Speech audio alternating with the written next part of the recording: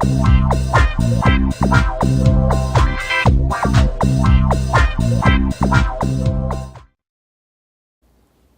up, Kansas City? I'm your host, Glenn Bryan Frizzell. Today we are taping the historic 18th and Vine Jazz District at the Lincoln Building, home of Cascade Media Group. Today's special guest is the Executive Director of the Kansas City Housing Authority. We are glad that he could join us today to talk to us about the Smoke-Free Ordinance and the programs and services of the Kansas City Housing Authority. Welcome to What's Up, Kansas City, Mr. Edwin Lowndes. My pleasure to be here. Mr. Lowndes, recently the Kansas City Housing Authority voted to make all of its residents smoke-free. The ordinance goes into effect on July 1st. Correct. Why the ordinance? Well, it really started as cooperation and collaboration with the Metro Area Regional Council and the Kansas City Health Department of looking at multifamily smoke-free residents. And they approached us because we have a number of apartments, 1,750 apartments that we manage ourselves, that this would go into effect. It also came about because we had a significant fire at one of our high-rise apartment complexes down on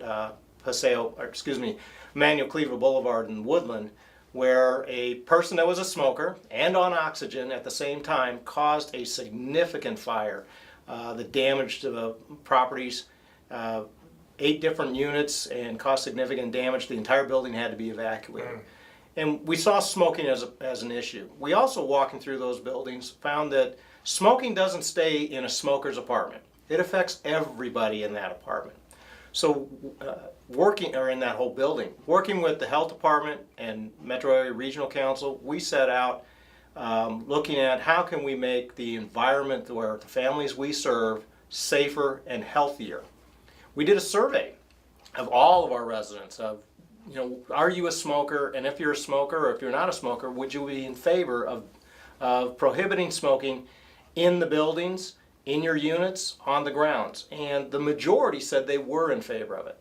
A number of families were not, but the vast majority said yes. So after literally 18 months of study, we put a policy together. We posted it, we got comments back from the general public and our residents, and we decided this is a healthy and a health-conscious effort for us to make sure that we provide that healthy environment for families to live in. It does go into effect July 1st, but we know there's current smokers out there that we serve, and they can request an extension to January 1st, 2015. And we're also working with the health department and a variety of agencies to bring smoking cessation programs to our residents so they can quit, because we know it's hard, but we want to provide that environment that in the long run it's very healthy for them. Mr. Lowndes, you mentioned that the ordinance will go into effect July 1st, and you mentioned that the majority of people when given a survey were in favor of this. I guess a lot of the information that I'm getting from the news media is the public is having a mixed reaction. At the time that you decided, why make all of the residents smoke-free versus just some of the residents? Actually, we looked at our first view was we were just going to make it our high-rise building smoke-free, because that's where you have a lot of the smoke. If one person smokes on the first floor, it goes up. It goes to the second, third, and fourth. And we were looking at that.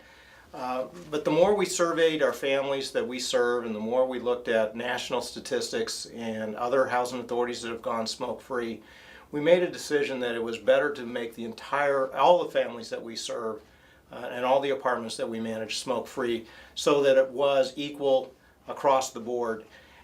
And you also cannot say, well, we're only going to have these units smoke-free and these you can smoke, because smoke doesn't stay in those units. It goes everywhere. Even next door neighbors at our family apartments, smoking in one apartment next door to another, the smoke will get into those apartments. We just made the decision that it's best to do an all-out program of smoke-free. There's about 400 housing authorities across the country that are currently 100% smoke-free, and we use those as models. And how can we make it work here in Kansas City? But we also know that this is new, and we're going to go all out and make it 100%. But as we monitor it and see how successful it is, we may have to tweak our policy here and there as we go along. But we have to start a deadline, we have to start somewhere, and we decided it was best to start with all properties 100% smoke-free. Mr. Lowndes, now this is a statistic I pulled from one of the news sources, newspaper, correct me if I'm wrong. Sure. About 45% of residents in Housing Authority Kansas City properties are smokers, with a large percentage of respiratory issues, including asthma. The smoking ban would affect about 1,700 households. What jurisdiction does the ban cover? Well, we actually serve 1,926 public housing units. But about 200 of those are actually in a public-private partnership with that are combination of public housing and market rate. This ban will not affect them immediately. We'll work with the managers and the owners of those properties at a later time, so it won't affect them. This only affects the properties, the public housing properties that we directly own and manage, and that's the 1,700 apartment complex or apartments that we have. The statistics on the percentage, it's a minor change, but it's important. It's 45% of the households have a smoker in them. So some, household may have, 5 different people living in it, but only one smoker. Only one person smokes. So, but it will affect that family because it's going 100% smoke-free. Now, what happens residents who choose to smoke and are caught after the ordinance goes into effect? Once it goes into effect, the first time we did a lease, it's in their lease now, that if they're caught the first time, they receive a lease violation, and they'll receive information on how to stop smoking in our apartments and what the rules are. The second time, it'll be another violation. The third time, we can go in and actually do an eviction based on failure to follow the rules. So we want to make sure people have an opportunity, understand the rules, an opportunity to follow the rules before we take that extreme aspect of terminating their lease. So And I guess it'll be up to management to make sure that the policies are enforced on those Correct. properties. Is this smoke-free ordinance going to be hard to enforce, do you think? It'll take common sense. The first thing, we are not going to be knocking on doors and checking on folks, are you smoking, and so forth. Instead, it'll be more of common sense approach. If you once the ordinance is in place, you're going to be able to smell smoke when somebody's smoking. When our maintenance staff goes into an apartment, you can see the telltale signs of somebody smoking, whether it's cigarette butts or the smell of smoke or burns on the carpet or the countertops and so forth. That's the common sense approach that we want to take, we want to make sure that people are following the rules. The other thing I want to make clear, we're not saying you have to stop smoking. We're saying you can't smoke in this environment, on the property, or in your unit. If you want to smoke someplace else in our community, that's entirely up to you. But we want to also provide you an opportunity to take advantage of healthy living and healthy lifestyles by quitting smoking. I guess, Mr. Lowndes, for the next 3 questions, I'm going to play opposing counsel. Sure. I'm not going to go too hard. Okay. But we do want to pose these necessary questions. Absolutely. Don't residents have the right to smoke in their own apartments? No, they don't. First and foremost, this is government subsidized housing, and second of all, we are a landlord. And every landlord has the right to have reasonable rules regarding who's going to live there and what they're going to do in their own apartments. It's very similar to you can play music in your apartment, but you can't play music so loud that it disturbs everyone else. The same here is you may be able to smoke today, but that smoke does not stay in your apartment. It affects other people. So we made the decision that you can't just create an environment where smoke stays in an apartment and seal it up airtight. The only thing you can do is ban it. It's similar to landlords across the country have the right to have other reasonable rules of what can be done and what can't be done in your apartments. And this is a national push. The Department of Housing and Urban Development is encouraging all housing authorities across the country to establish and enforce non-smoking or smoke-free rules. I know in my apartment at my dad's place, my thing is we can hear the neighbor upstairs walking around, and you go to management, and of course they have the right to walk around, but again, when you say no loud music, and you can't walk around after certain times of the night. So I understand there is a landlord right to govern their leases and their tenants' lifestyles. But will this lead to further big brother police tactics, Mr. Lowndes, by other Kansas City agencies? Are we limiting personal freedom? I don't think we're limiting personal freedom. I think we're directing it to a healthy lifestyle. As you mentioned earlier in your question, when you were citing some of the statistics, the number of families that have health issues, particularly respiratory health issues, I have an obligation to those families as well.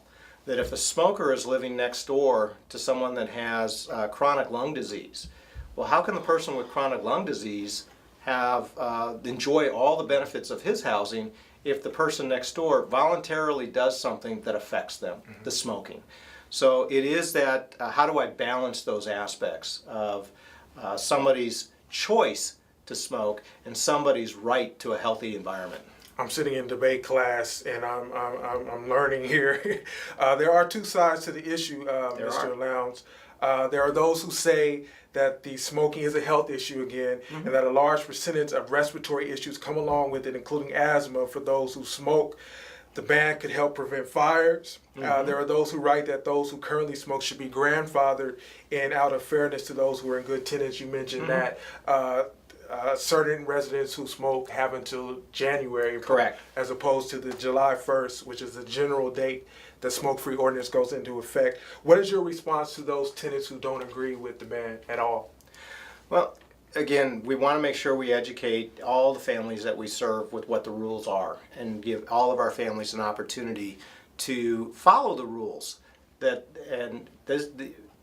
having the reasonable rules within that, the non-smoking, they understand the rules, they are making a choice for themselves. Or do I want to live here and follow these rules, or do I prefer to live somewhere else? Sounds like the speech my father gave to me when I was 16. Do you think that African Americans, Mr. Lowndes, smoke cigarettes, cigars more than other races, and is it a health issue for our community in particular?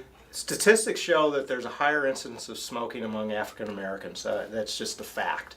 For whatever. Not just for celebratory purposes. Oh no, I think statistics that I've seen show that on a regular basis, just smoking of cigarettes themselves, that there are more African Americans per capita that do smoke. So we know that is an effect, but we also know that it's a health choice that people have to make.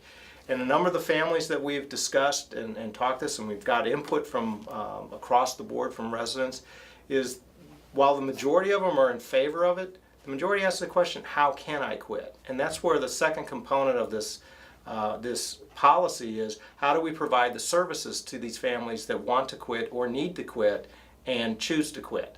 And that's where, in working with the health department and Samuel Rogers Community Health Center, Truman Community Health Center, and Swope Community Center, those are the big three that we work with, and a variety of others, of bringing those health services to these families that otherwise are not tapping into them. We're finding ways to make those connections, and that'll help them address their health issues, not just the smoking health issues, but it also gives them a bridge into other health issues that they're facing that we're not even addressing through the non-smoking. So it is, we view it as a total benefit to the whole community.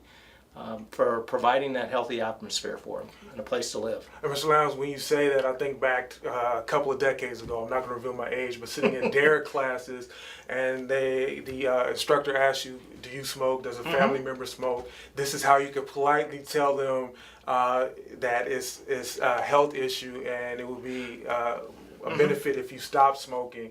And I know with that recently, other agencies, drugstores, pharmacies have agreed to stop selling tobacco products nationally. So I'm glad to hear you say that. Mr. Lowndes, can you tell us a little bit about yourself? Are you from Kansas City? No, actually I grew up in Omaha, Nebraska.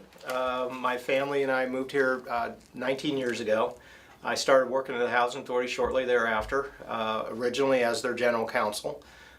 It was when the Housing Authority was just beginning the receivership or the court oversight that started in 1993 because of mismanagement of the Housing Authority. So I'm trained in law. I also have a background in accounting and finance. Where did you go to school? I went to Creighton University Where's that at? in Omaha. No more. Yes, and also went to law school there. So we came to Kansas City. Again, my wife's job was transferred here. We really enjoy Kansas City. It's a wonderful community. And what I've had the pleasure of working with the Housing Authority is getting to know virtually every community within Kansas City and the metropolitan area. But my focus really is on, through my work and what I do, Kansas City and the families that we serve. We have, as I mentioned earlier, over close to 2,000 public housing units in Kansas City, and they range from as far north as, in our Scattered Sites program, as far north as Kansas City International Airport, all the way down south to Richards-Gebaur. And in addition to our public housing, we also serve about 7,000 families in a rental assistance program. Most people know it as Section 8. It's called the Housing Choice Voucher Program. So we serve nearly 10,000 families in Kansas City that can't afford housing on their own. And that's the part I love about being here, is how do I help use my training along with the social mission. And so it's just been fantastic for me. When you said Omaha, Nebraska, is that where Warren Buffett is from? Yeah, Warren Buffett. Yes, Warren. Buffett. Warren Buffett does. He does live in Omaha. Years ago, I had the pleasure of working with his son. He was a county commissioner, and I was the counsel to the county commission up there in Omaha. But Warren does live there, and he lives a little, if I remember correctly, a little 2 or 3 bedroom bungalow in Midtown.